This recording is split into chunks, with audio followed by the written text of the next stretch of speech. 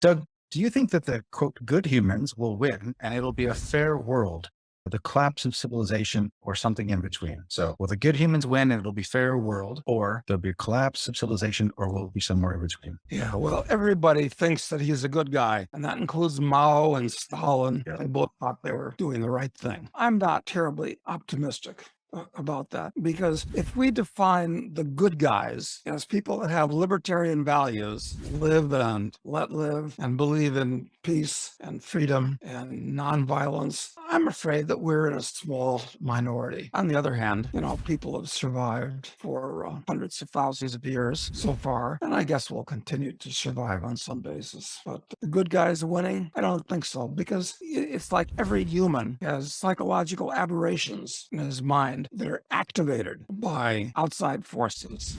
There's almost no getting around it. So Yeah, another thing is just good guys win, assuming that it's one singular titanic battle between one group that's bad and one group that's good. We live in a world of really crazy complexity where obviously some of the powers that be are trying to move things towards synchronicity or getting things, what's the word that they use for the tax system? Harmonized. oh yeah, they have a word for that. It's not correlation.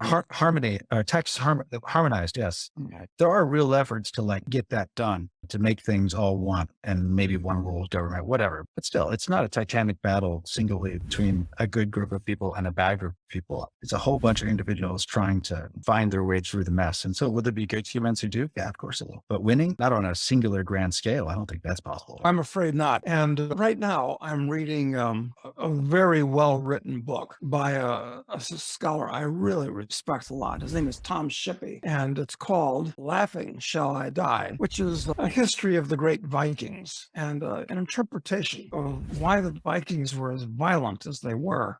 And this is a whole civilization that was all about killing the enemy or killing anybody. It was like a gigantic death cult in a way. Yeah. And this whole civilization, and they're really no different from any civilization. And we're just damned lucky to live in 20th century America, 21st at this point, which has been the least violent and the most productive and the mellowest civilization in world history. We could easily revert to the days of the Vikings, which could be noble and heroic, but life could easily be solitary, poor, nasty, brutish, and short. Yeah.